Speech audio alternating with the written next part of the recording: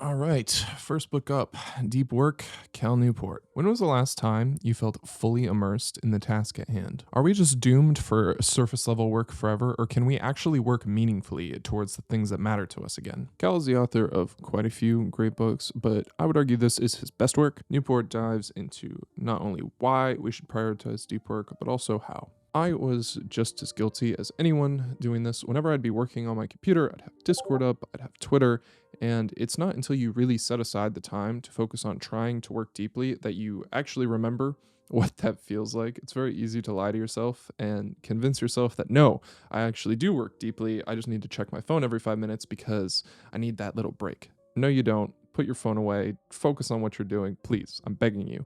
All right, I'm going to dive into irony and pull up my iPad so I can read a quote. A quote that really stuck with me from this book for the past couple of years is who you are, what you think, feel, and do, what you love, is the sum of what you focus on. Wow. These things that you might be giving your attention to, they just don't really matter. It's hard enough to remember what TikTok you watched 5 swipes ago, let alone 5 months ago. So I think that if you are truly looking to take your work up to the next level or find what you're passionate about again, I think this is really a required read. There's not a lot of books, I'll say that, but this definitely fits in that category. This is a pretty classic book for a reason, and you really should just read it. Let's get on to book number 2, shall we? That would be Dopamine Nation by Anna Lemp. Dopamine, one of our favorite buzzwords. To quote Huberman, it is the desire to pursue more or to exclude future pain. In Dopamine Nation, Anna Lemke, the medical director of Stanford Addiction Medicine, goes over more of a top-down view of dopamine and its relation to addiction in a very helpful, everyday life kind of guide. This book isn't really a deep dive onto how dopamine interacts within your body or its structure, anything like that. It's more of a overview of maybe the struggles or secrets that you have in your life that you're struggling with and how to combat them and how dopamine affects that. The way that Lemp goes over these is using a very helpful dopamine acronym, which stands for data, data, objectives, problems, abstinence, mindfulness, insight, next steps, and experiment. Through the book, she teaches you how to apply this framework to your own addictions or struggles, as well as giving you some of the scientific reasoning as to why it's set up the way it is. If you're worried about getting bogged down by scientific terms, I wouldn't worry. This is quite a straightforward book and nice, light, and comfortable to read. If you're looking for a book on dopamine, would highly recommend it. Next up, On the Move, Oliver Sacks, a memoir of what might be the only neurologist to ever hold the California back squat record at 600 pounds. On the Move is a memoir of the very lovable Oliver Sacks in his totality. This book is a mix of Zen in the art of motorcycle maintenance with some of his personal relationships and struggles, as well as Tom Platz level leg days, and of course, some fantastic insight into some of his other published works, which makes you appreciate them all the more. I couldn't help but loving every page of this book. It's very hard to imbue yourself into a text the way Oliver has, and I think he did it extremely well. With each chapter, it just feels like you're becoming closer and closer friends as he opens up his whole life story right in front of you. He really has lived a life worth learning about. He lived at 100 miles an hour. There's so many instances of near death calls in this book and crazy stories. If you are into neurology, or have read his other books, you absolutely have to read this book. I love it so much. I didn't go into it expecting to, but it really has stood above the rest in my eyes. I thoroughly enjoyed this book. Thoroughly enjoyed it. Loved it. And next up, we have The Creative Act by Rick Rubin. You have probably seen this book before. I have no technical ability, and I know nothing about music. I have a interesting relationship with this book. It's one of those books that has been on the table for me for a long time, and I always thought, I'll just get to it later. I kept pushing it off, pushing it off, pushing it off, and then finally reading it for this video, it was like exactly what I thought it would be. However, there has yet to be a book that does a better job, in my eyes, into shaping creativity into a palpable action. Some other books that come to mind, Steal Like an Artist, I have it right back there. But this one really does go above the rest. If you do any work whatsoever in a creative field, it's just one of those books that you got to read. I really don't think there's a downside. It's something I'll probably go back to whenever I feel stuck in a rut. It's good to revisit and just allow yourself to be shaped by maybe a new perspective. I often say that books a lot of time will find you when you need them. And this is one of those books where if you're stuck and can't see the way through whatever problem you're working on, it's one of those books to pick up, flip through, reread some favorite quotes, might just strike you with some insight you didn't see. That's the thing. It's really what you do with this book. It is very limitless only to what you can take and apply from it. So, worth picking up. It's also very quick to read. It looks long. Don't get put off by that. You can read it in an afternoon. It reminds me of when you had an essay due, so you're doing all the things to extend out the page length. It's just like lots of blank pages and empty space for whatever reason. I don't know why, but it's a good book. All right, let's mix it up a little bit. Next up, we got Longitude by Deva Sobel.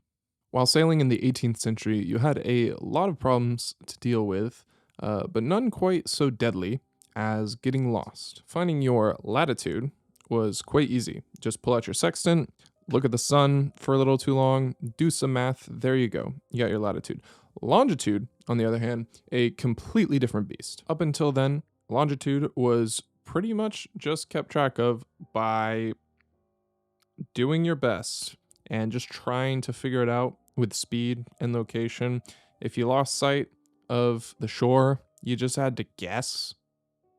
That was it. So in comes the Longitude Prize, which in today's money would be about $12 million in order to help try and solve this problem. Now we get to talk about clocks. I love clocks. A clock is a great way to figure out your longitudinal position if you know what time it was where you came from. The difference in that with the sun's position, that's your current longitude. Here is the thing.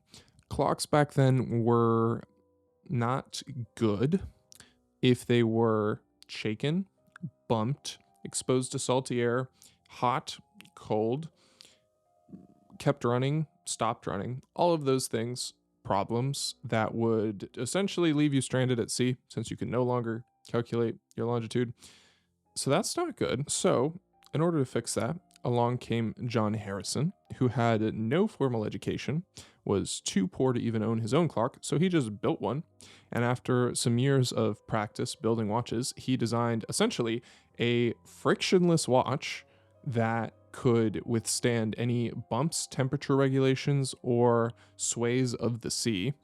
Insane. Like, mind-blowing at the time. Newton and Galileo both tried to solve this problem and couldn't. So for someone to just come along and blow it out of the water like he did, super interesting to read about how he came about doing that. He didn't get his money for a long time. You should read about why. It's very interesting. People back then used to say the longitude problem as a thing that will never, like a when hell freezes over, when pigs fly kind of deal, when the longitude problem gets solved. So to see it actually get solved within historically not a long time ago at all. Really interesting read. If you're into history books, pick this one up. Coming up next, we got Breath by James Nestor. This book might be one of the most difficult books I've ever read.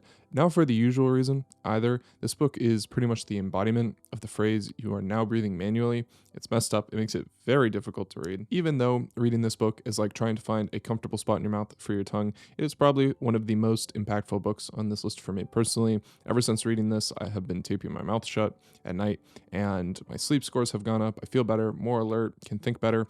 I was actually in Texas right before reading this book, and for whatever reason, cedar fever or something, my nose was all stuffy. So I actually went through a week of sleeping with my mouth wide open, and I felt horrible. I couldn't think, I couldn't speak properly. It was awful. I was sleeping bad, and so you come back, and then now I've been taping my mouth shut, and I feel way better, feel more alert, feel more conscious. So it's probably a pretty familiar idea if you watch a lot of Huberman. There's all sorts of benefits taping your mouth shut.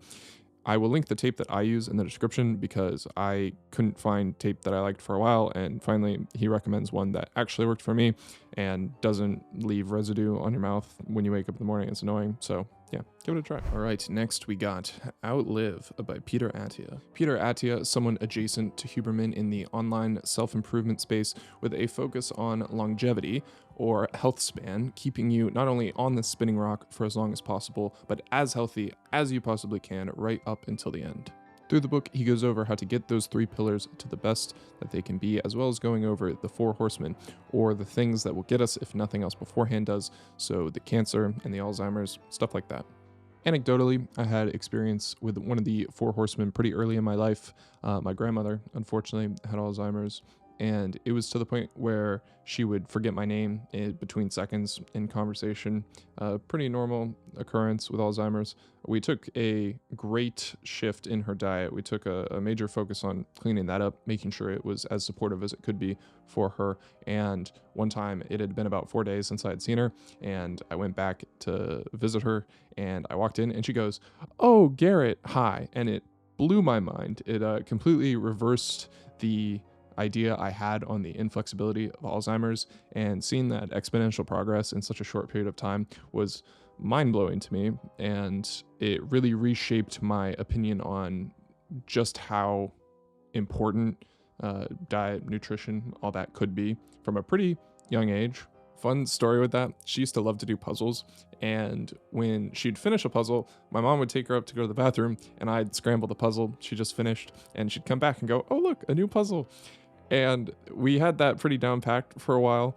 Eventually, after we had cleaned up her diet, we did the same routine as always. But when we brought her back, she goes, "I think I just did that one." And we're like, "Oh no." So happily, of course, went up, got her a new puzzle. And that was it was a feel good moment. It was a good moment. Anyways, Outlive Peter Attia. It is one of those books where I think it will benefit your life for reading it. It'll really increase the best time to start working on your health is before. The second best time is now. So if you don't really take that seriously, I'd really recommend getting on this book. If you've already read it and want more like it, Brainmaker by David Perlmutter. Really good book, specifically on neurodegenerative diseases and gut microbiomes. Really good. So yeah, there you go. All right, let's follow that up with Connections by Carl Deiseroth. Recently, in regards to Carl Deiseroth, he won the 2023 Japan Prize, which is a science and research prize for his research in optogenetics. So congrats to him about that. That's pretty cool. In his first trade book, Connections, also now known as Projections, Deiseroth, the professor of biology and neuroscience and psychiatry at Stanford, takes us over 7 of his personal clinical experiences. He was actually the first guest on Huberman's podcast, and he said something that really stuck with me, was that psychiatry is much more mysterious, and the only tools we have are words, as compared to neuroscience, where you have scans and graphs and charts. Where psychiatry, it's much more of a shot in the dark, trying to find out together with the patient in a conversation. This book is just a great balance of raw emotion with interesting science, all wrapped up together in a package of expert writing. If you are interested in neuroscience, I think this is a fantastic read to show you the flip side, where there is something amiss, but the scans, graphs, and charts aren't going to show you what that is. Only a maze of questions and adept listening. All right, next up, we got Trauma by Paul Conti. If you have read Outlive, you might recognize him as who Peter Attia attributed to helping put him in therapy and potentially saving his life. Trauma, the Invisible Epidemic, goes over what trauma is, how it affects us, and what we can do about it, as well as conversations with other medical professionals in his field and personal anecdotes from his time practicing. Some of these are so impactful. The first one, I don't think I will ever be able to forget. I'm not going to go into it too much, but it essentially puts him in a position where he has to make the decision on the fate of his patient. And it is, I think, makes the book worth reading alone. It is that powerful. There are 2 books that stand out to me in the world of therapy, the other being No Bad Parts by Richard Schwartz. If you're looking for something more actionable and immediate that you can maybe take 2 current therapy sessions, I'd probably recommend that one. I think where this book really shines is maybe you haven't been to therapy, or you are curious about it and want to learn more, or have a loved one that is in therapy. That is where I think this book really increases your perspective and knowledge about the subject in a way that is really helpful to those around you. I wish I had read this book a long time ago. It's a great way to increase your understanding and empathy toward those either currently going through a traumatic experience or having gone through a traumatic experience. I read this book right after Outlive, and I think both authors would agree that's the right way to do it. On to a different note, let's go to The Secret Pulse of Time by Stephen Klein. All right, time, one of my favorite subjects, as well as what I think might be one of the most interesting genre of books. Secret Pulse of Time is a great introduction to some of the larger ideas of time, such as Proust or Thomas Mann, as well as some of the experiments over the years, like Wagner and his cue cards, where he would write down who, what, when, and where he had an experience. And then over the years, he'd pull them out and see if he could test himself if he remembered what it was. Of course, some of them being more helpful, like the what and who were more helpful, where the date was almost never helpful, and just some of those interesting observations of time. That idea is similar to Homework for Life, if you've ever read Storyworthy. I'm going to plug one of my favorite books of the year, and that is The Scent of Time by Byung-Chul Chan. It is a denser philosophy book when it comes to time, but I think a fantastic read if you've already read The Secret Pulse. Time is one of those things that you have to re-regard your relationship with in order to distinguish yourself. It is very much a rope slipping through each of our hands that just goes faster and faster until hopefully that long rope runs out. But in order to truly distinguish yourself, I think that it's important to be constantly observing and re-regarding your relationship with time and how you use it. If you are interested in the development of medicine over the years, then do I have the book for you. It is The Prince of Medicine by Suzanne P. Mattern. The Prince of Medicine follows Galen. Born in 129 AD, he was the personal physician to 4 of the Roman emperors, as well as distinguished in the world of surgical skills and anatomy. Initially, his skills landed him the role of head surgeon for the city's gladiators, and it's very interesting to read about his remedies for some of them when their legs are split open and he takes rags soaked in wine because he believed that he had to keep the wound moist. You know, there's a lot of things that are almost correct in this book, just not quite there. And it's so interesting to read about the development of things like that and their perspective and thoughts on the human body at the time. For instance, he thought that blood originated from the liver and just pumped one way until your liver gave out and you died. So there was some room for improvement, but he made a lot of medical leaps in understanding, especially in the world of anatomy. At the time, you couldn't just cut open human bodies. It was heavily frowned upon. So he did almost all of his research on animals. So to, cross over the conclusions that he did, very impressive, but always interesting to read about some of the gaps in the knowledge at the time. I'm not going to speak too long on this one. The 4-Hour Body by Tim Ferriss. You might recognize him from his other book, The 4-Hour Workweek. Well, he is back with his very creatively titled 4-Hour Body. This book did come out in 2010 though, so some of the science is kind of outdated, and some of the things he recommends, he either walked back or it's just flat out wrong. Like he recommends 2 glasses of red wine a night. All the recent research of alcohol says that's a bad idea, but I'm still going to talk about it. I also ended up with a signed copy for some, I don't know how that happened. This book picked up a lot of traction for his diet suggestion. He follows what's essentially a slow carb diet where 6 days a week he follows it pretty rigorously. And then on the 7th day, just goes absolutely crazy. These massive 7,000 calorie cheat meal days that he claims are quite literally essential to the diet working. I'm just going to say I feel pretty read up on most of the diet literature. It will always come down to whatever you can actually stick with and actually be consistent with. There is no magic pill that's going to make it work. It's just going to be whatever you can follow through with on. So if that sounds good to you, then you can give it a try, give this book a read, give it a go. There's some other chapters in this book, specifically about sleep. I think that's another important one. But Why We Sleep by Matthew Walker, that's a much more recent book and I think a lot more scientifically accurate on sleep, so I'm going to recommend that one instead. I've read a lot of books on emotion, specifically emotional control or emotional maturity. This is not one of those books. David J. Anderson is a Howard Hughes medical investigator, and this book is all about emotions from a scientific perspective. You will not find much of Seneca in this book, rather a deep dive into the arousal states that cause emotion. An interesting crossover, they actually use optogenetics in this book, which is Carl Deiseroth's, the author of Connections. His whole recent study and findings in order to elicit anger in rats.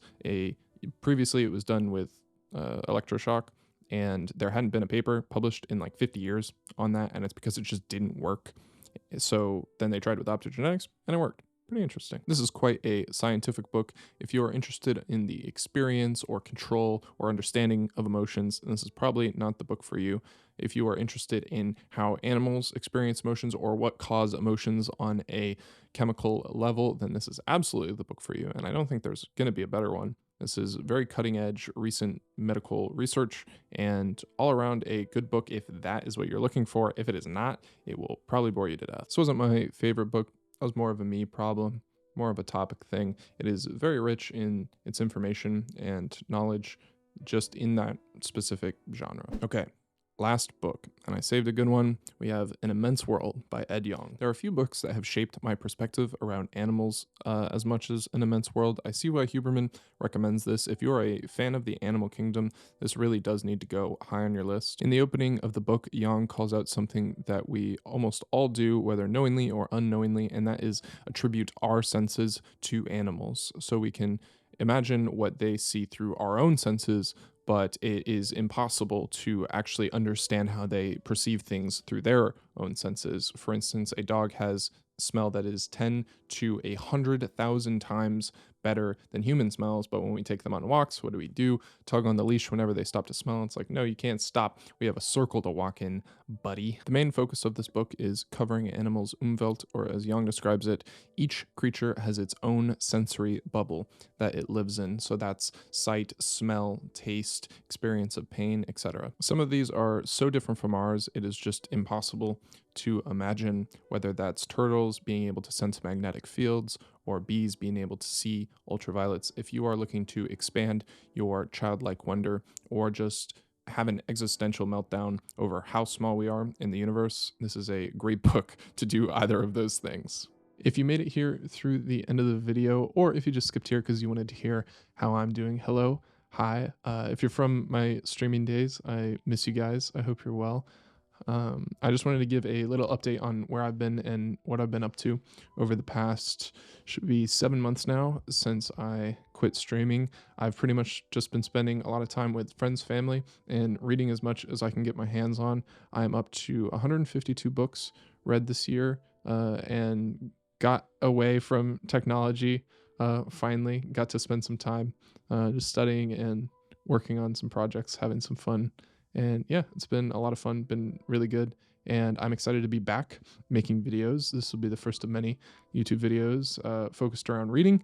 I hope you enjoy them. I know it's not the Apex content, but I hope you do stick around through the Switch. If not, I understand. But if you do enjoy them, all the better. So thank you very much for being here for this one. And I love you guys.